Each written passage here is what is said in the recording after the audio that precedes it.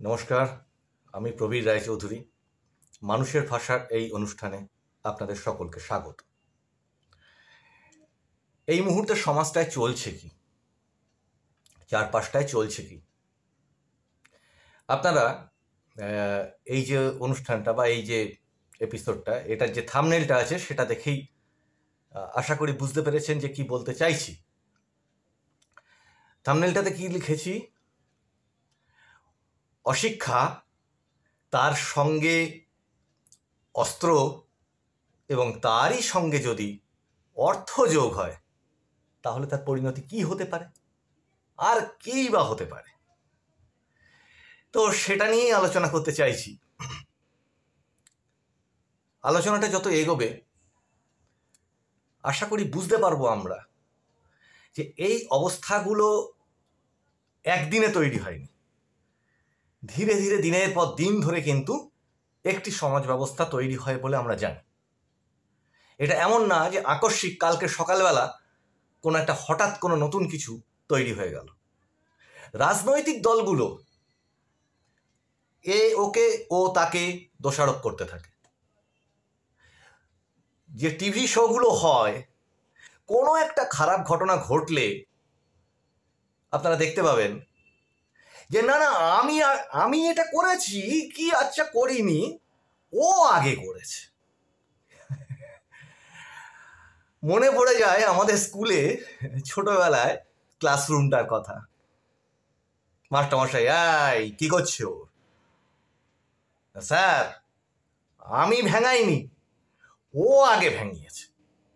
এবার ও বললো, না স্যার, আমি আগে ভেঙাইনি, ও আমার দিকে চোখ কটমট করে তাকিয়েছে। প্রতিটা টিভি শো দেখি আর হাসি, আপনারাও ভেবে দেখবেন। আসি প্রথম কথাটাই, অশিক্ষা। আচ্ছা, এই মুহূর্তে আমাদের পশ্চিমবঙ্গ, সেটাই ধরি, যেখানটাতে বাস করছি সেখানটাতেই ধরি, নানান রকম শিক্ষার দুর্নীতি, শিক্ষার কেলেঙ্কারি, এই সমস্ত খবরের কাগজ টিভিতে অন্তত দেখতে পাচ্ছি। প্রমাণ সাপেক্ষ অবশ্যই, সেগুলো তদন্ত চলছে চলছে চলছে, আদালতও সেগুলো বিচার করছেন। ভুল বললাম, বিচার প্রক্রিয়া করছেন, ঠিক আছে। কিন্তু একটু ভেবে দেখা যাক যে আমাদেরও যখন শৈশব ছিল, আমাদের বাবাদের যখন শৈশব ছিল, আমাদের এই পশ্চিমবঙ্গ থেকে কত মনীষী, আচার্য প্রফুল্লচন্দ্র রায়, রবীন্দ্রনাথ, নজরুল থেকে শুরু করে সত্যেন্দ্রনাথ বসু থেকে শুরু করে তো শেষ নেই। তাই বলা হতো রত্নগর্ভা বঙ্গভূমি। কিন্তু এই অংশটার যদি বাদ দিই, আমাদের শৈশব থেকে আমরা কতটুকু দেখতে পেলাম অন্তত সেটুকুই যদি ধরি। কারণ ওই যে বললাম, ও আগে করেছে, এ বলবে ও আগে করেছে, এর তো কোনো শেষ হবে না। এই মুহূর্তটাকেও যদি ভাবি, আমাদের চারপাশের বিভিন্ন ধরনের এই যে সরকারি কাজকর্ম, এই সরকারি কাজকর্মে, শিক্ষায়, সবাই, যে কোনো রাজনৈতিক দল, শাসক দল, মানে এ রাজ্যে যে শাসক অন্য জায়গায় সে বিরোধী, আবার অন্য জায়গায় যে বিরোধী আর এক জায়গায় সে শাসক। কিন্তু মোদ্দা কথায় শিক্ষা, বাচ্চাদের মনস্তত্ত্ব, বাচ্চাদের মানে শিক্ষার মাধ্যম দিয়ে ভালো করে বেড়ে ওঠা, এই জায়গাটায় অন্যান্য কাজকর্মগুলোর সাথে, অন্যান্য প্রকল্পগুলোর সাথে কতটা আন্তরিকভাবে তার প্রতি যত্ন নেওয়া হয়েছে। ক্যাটাগরি করলেই তো হলো না, গরিব ঘরের বাচ্চা আর সচ্ছল ঘরের বাচ্চা, তফাৎটা এটা হতে পারতো। কিন্তু আমাদের সমাজ, আমাদের সংবিধান নাকি বলে তোমরা জাতপাত মেনো না, আবার আমাদের সমাজেই কিন্তু বিভিন্ন ক্যাটাগরি রয়েছে, সেটা শিক্ষা থেকে শুরু করে কর্ম পর্যন্ত সবটাই জাতপাতে। মানে আর্থিক সুবিধা, কোটা মিন্স হচ্ছে সংরক্ষণ, এই সমস্ত চালু রয়েছে। একদিকে সংবিধানের কথা বলে, আবার সেই মানে এটা তো আবার সুপ্রিম কোর্টও হয়েছিল, এই কোটা সংরক্ষণ ইত্যাদি নিয়ে অনেক মামলা টামলাও হয়েছিল। তারা তো তাদের মতো জ্ঞানী তো আমি আপনি নই। কিন্তু যে সমাজটাতে জাতপাত বর্ণ বৈষম্য এগুলো না থাকার কথা, সেই সমাজটাতেই এই বিন্যাসটা চোখে পড়ে এবং সেই বিন্যাসটা শিক্ষাতেও রয়েছে। শিক্ষক নিয়োগ সেই বিন্যাসের মাধ্যমেই হচ্ছে। তাহলে কিছু কিছু জায়গা যেগুলো সব মানুষ বলে, যেমন চিকিৎসা, শিক্ষা, যেখানে মেধাটাই শেষ কথা হওয়া উচিত, সংরক্ষণটা নয়, সেটা নিয়ে আর ভাবা হবে কবে? তেমনি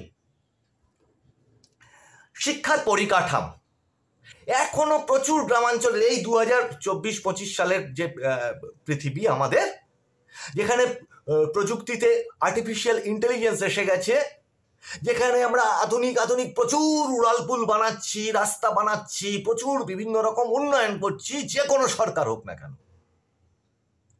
সেখানেই কিন্তু প্রত্যন্ত গ্রামগুলোতে বিল্ডিং আছে, বিল্ডিং এর রং আছে, সবকিছু আছে। শুধু পশ্চিমবঙ্গ না, অন্যান্য রাজ্য ধরেই বলছি যে কি হওয়া উচিত।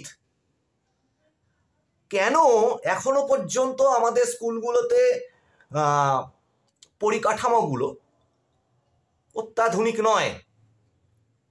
কেন আমাদের স্মার্ট ক্লাস এখনো আসেনি, মানে ওই স্কুলগুলোতেই?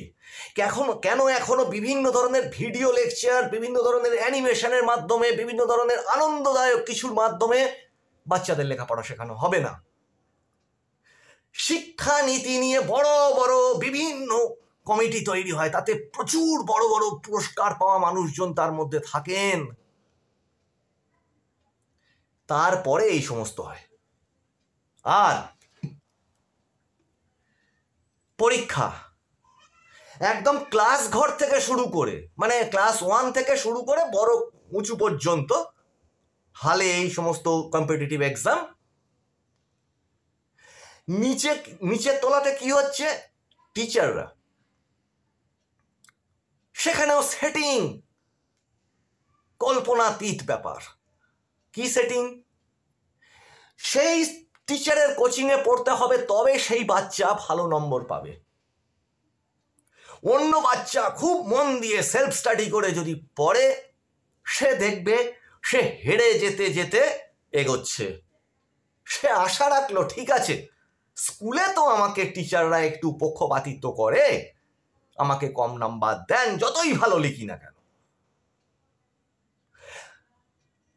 মানে আমার বোর্ডের পরীক্ষা, তারপরের বোর্ডের পরীক্ষা, তারপর কম্পিটিটিভ পরীক্ষা, এখানে আমাকে কেউ আর আটকে রাখতে পারবে না। না, তাও হয় না। দাবি তুলছি এখান থেকে, তদন্ত হোক। মাধ্যমিক থেকে শুরু করে হায়ার সেকেন্ডারি থেকে শুরু করে অন্যান্য সমস্ত পরীক্ষাগুলোর ক্ষেত্রে নম্বর কারচুপির তদন্ত হোক। ভাবের ঘরে চুরি করে থাকলে চলবে না, কারণ সেখানেও আজকে কখনোই ভাববেন না যে একটি নির্দিষ্ট এখনকার কোনো সরকার নিয়ে আমি বলছি, এ চলছে, এটাই চলছে। তাহলে সেই জায়গাটাতে দীর্ঘদিন ধরে যে বাচ্চাগুলো বড় হচ্ছে, সে ক্লাসরুম থেকে দুর্নীতি দেখতে দেখতে বড় হচ্ছে। সে আরো কি দেখছে, এখনকার দিনে আরো কি দেখছে, মাস্টারমশাইরা মোবাইল নিয়ে, মোবাইল গেম নিয়ে ইত্যাদি নিয়ে ব্যস্ত থাকেন। আমার নিজের চোখে দেখা স্কুল আছে, সেই স্কুলে আমি গিয়ে প্রতিবাদও জানিয়েছি বহুবার, সেখানকার স্থানীয় মানুষজন প্রতিবাদ জানিয়েছেন। মাস্টারমশাই স্কুলে আসেন, মাস্টারমশাই 2টো, 1টা, 2:30 এরকম সময় তার বাড়িতে ফেরার ট্রেন ধরে বেরিয়ে যান। মানে ওটা একটা চাকরি বা ওটা একটা ব্যবসা ক্ষেত্র, এরকম একটা ব্যাপার, সেবা নয়। গেল, শিক্ষা নিয়ে আমি অনেকটা বলে ফেললাম, বলা শেষ হবে না, সরি। এবার এর পরের অংশটা কি ভেবে দেখুন। সেই সমাজটাতে সেই বাচ্চাগুলো যখন বড় হচ্ছে, অ্যাভেলেবেল কর্মের জায়গাটা দিকে যখন কম্পিটিটিভ এক্সামে যাচ্ছে, এই ধরনের প্রশ্ন ফাঁস। আজকে কি না। একটি নির্দিষ্ট সরকারের হাত থেকে কি? না, এ আগেও হয়েছে, এখনো হচ্ছে, আগামীতে কি হবে কেউ জানে না। আদালত তদন্ত করছে, আদালত তদন্ত করছে। আদালতকে অনুরোধ করব, এই মন্থর অবস্থা নিয়ে আমি বারবার এই শোগুলোতে বলছি, বিচার ব্যবস্থা মন্থর হতে হতে প্রায় নিঃশব্দ হয়ে যাওয়ার পর্যায়ে পৌঁছে গেছে। এবার সেই বাচ্চার হাতে যখন কর্ম থাকছে না, সেই বাচ্চাটি যখন শিক্ষায় শিক্ষিত হলো না, সেই বাচ্চাটা মানে একটু বড় হয়ে গেল যখন, তাদেরই হাতে এই রাজনৈতিক দলগুলোর হাত থেকে ঘুরে ফিরে বিভিন্ন রকমের নানান অসাধু কাজকর্ম তাদের প্রয়োজনে এই তরুণ সমাজকে ব্যবহার করছে। এবং অ্যাভেলেবেল অস্ত্র, খুব অ্যাভেলেবেল কেন বলছি, এ তো প্রমাণ করা লাগবে না। যে কোনো একটা ভোট টোট কিছু একটা হোক, চতুর্দিকে বোম ফাটছে, গুলি চলছে, আরে মশাই অস্ত্রগুলো আসলো কোথার থেকে? সারা বছর তার মানে ওই অস্ত্রগুলো কোথাও না কোথাও থাকে। তো কোথায় থাকে? তাহলে গেল এই শিক্ষার হাতে আসলো অস্ত্র, আর তার সঙ্গে যদি আজ আসে অফুরান অর্থ, যোগান দেবে কে?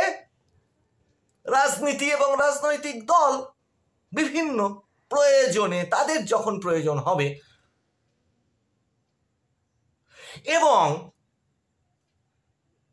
মানে যে কোনো শাসক দলই হোক না কেন, সে একটু তাদেরকে বেশি কাজে লাগাবে, অন্যান্য দলগুলোও লাগানোর চেষ্টা করবে পুলিশকে কাজে লাগাতে।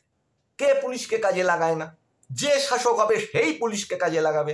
তাহলে এই পুলিশি ব্যবস্থা নিয়ে ভাবার দরকার আছে, যে এই পুলিশি ব্যবস্থা রাজনীতির হাত থেকে নিরপেক্ষ অবস্থা তৈরি হবে কিভাবে?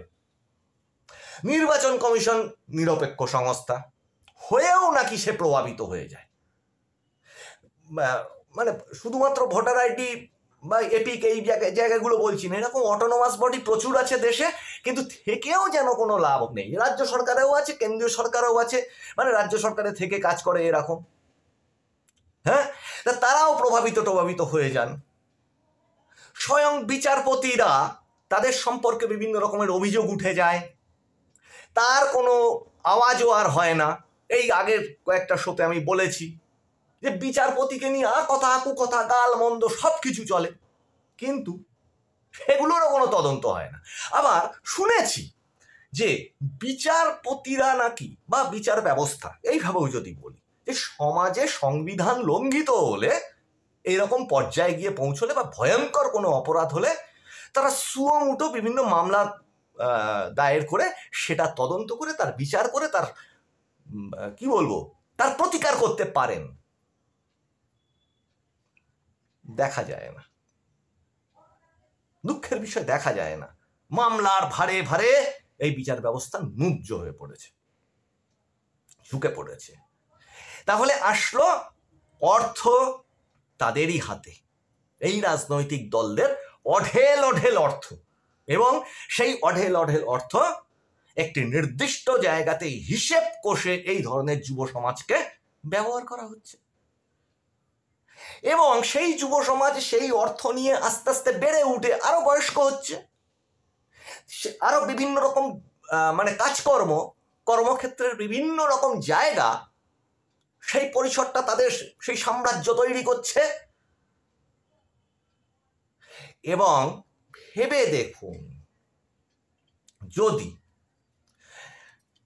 এরকমটা হয় যে একটি জায়গায় আমাকে কোনো একটা ডকুমেন্ট, আমার নিজের কোনো একটা পেপার তৈরি করতে গেলে আমাকে কি করতে হবে? একটি ফর্ম ফিল আপ করতে হবে, একটি অফিসে যেতে হবে, সেই অফিসে গিয়ে সেই ফর্মটি জমা দেব, সেখানকার নিয়ম অনুযায়ী আমি সেখানে লাইন দিয়ে দাঁড়াবো, তারপরে সেখানে সেটা যা হোক একটা প্রসেস হবে, হয়ে আমার ত্রুটি থাকলে সেটাকে সংশোধন করতে বলবে, অথবা ত্রুটি না থাকলে আমার সেই কাজটা নির্দিষ্ট সময়ে, সেই কাজটা আমি, মানে আমার কোনো সার্টিফিকেট হোক, আমার কোনো লাইসেন্স হোক, আমার যা হয় একটা কিছু, আমি সেটা হাতে পাবো।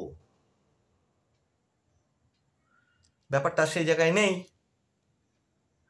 আজকে এইভাবে যদি, মজা নয় যদিও, কিন্তু ঘটনাটা বাস্তব, হসপিটালে ভর্তি হতে গেলে সেটিং লাগছে, শ্মশানে মানে প্রিয়জনকে দাহ করতে গেলে সেটিং করতে হচ্ছে। যে মানে মানে খুবই দুঃখের ব্যাপার, চোখে দেখা এগুলো, যে যখন পুরো দাহ হয়ে যাবে তারপরে যখন তাকে অস্থি দেবে, সেখানেও যারা দায়িত্বে থাকবেন সেই দাহ কার্যে, তারা টাকা চাইবেন, মোটা টাকা। আপনার জামা কাপড় দেখে, পোশাক পরিচ্ছদ, আচার আচরণ দেখে এক একটা রেট তৈরি হবে। এ তো ছেড়েই দিলাম, তাহলে এটা কোথায় যাচ্ছে? যদি আপনি অ্যাভেলেবেল দেখেন যে না ঠিক আছে, আপনার হাতেও মানে উপার্জনের পয়সা আছে, এবং আপনি দেখছেন যে ঠিক আছে, আমি যদি 500 টাকা দিয়ে দিলে, 500 টাকা দিয়ে দিলে আমার কাজটা 100 জনের আগে হয়ে চলে আসবে, সবাই দিচ্ছে সেইভাবে, আবার পাচ্ছেও বিভিন্ন রকম সরকারি ভর্তুকি প্রকল্প, বিভিন্ন রকম ভাবে পাচ্ছেন, কারণ এই মুহূর্তে সরকারি চাকরির মাইনেটা প্রচুর প্রচুর মাইনে। তাহলে এই একটা অসাম্য তৈরি হয়ে যাচ্ছে। একটা শ্রেণী যারা ভাবছে না আমি, মানে দুটো ভাগ হয়ে যাচ্ছে, তারা পেরে উঠছে না, আর একটা শ্রেণী যা খুশি তাই করার শ্রেণীতে পরিণত হয়ে যাচ্ছে, এবং সেটা সংখ্যাগরিষ্ঠ হয়ে গেছে সমাজে। কে চায় বলুন তো এই রকম একটা, যখন খুব সহজে সহজে একটু টাকা দিলে, একটু মানে যে কোনো কাজ করতে যান, আপনার চেনা শোনা কাউকে লাগবে, সেই ডিপার্টমেন্টে হোক, কোনো রাজনৈতিক দলের হোক, একটা প্রভাবশালী কারোর একটা চেনা শোনা থাকতে হবে, তবে আপনার কাজটা হবে। তা এইভাবে চললে চলুক না।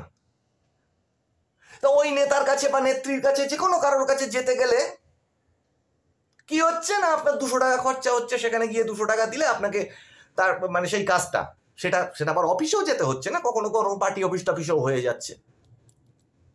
হ্যাঁ, তাহলে এইটা যদি খুব সহজে ঘরে বসে সেই লোকটা এসে, দাদা এ নাও তোমার হয়ে গেছে সার্টিফিকেট, কিভাবে হলো সে ছেড়ে দিন। আবার আপনি ধরুন, শুনতে খুব খারাপ লাগবে, আপনার পেপার ডিস্টার্ব আছে, আপনার কাজটা হওয়ার নয়, আপনি দেখছেন ঠিক আছে 500 দিলে, 1000 দিলে ওটাই আমার ঠিকঠাক হয়ে চলে আসবে, সব সেটিংটা ঠিক আছে, নেতা ধরা আছে, অফিসার ধরা আছে, নিচে স্টাফ ধরা আছে, যে করবে ধরা আছে, প্রত্যেককে টুকটুক করে দেওয়া হয়ে গেছে, আমার কাজটা হয়ে গেছে।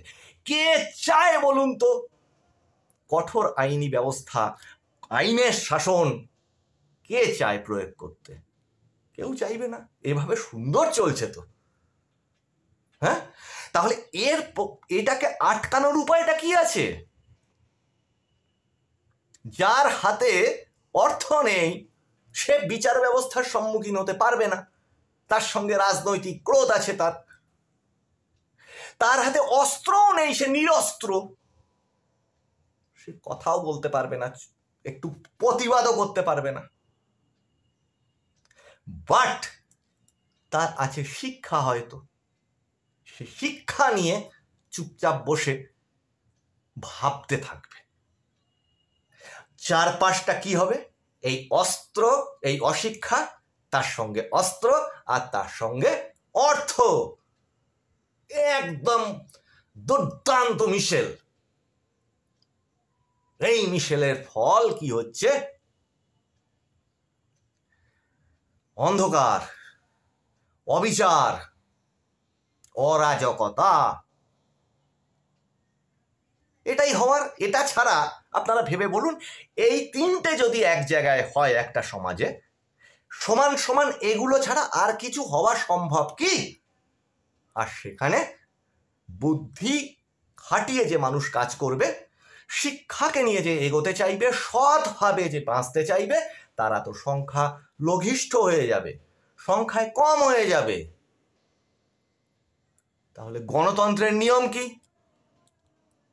যার সংখ্যা বেশি সেই জিতবে। তাহলে এর উল্টোটা কি করা যায়?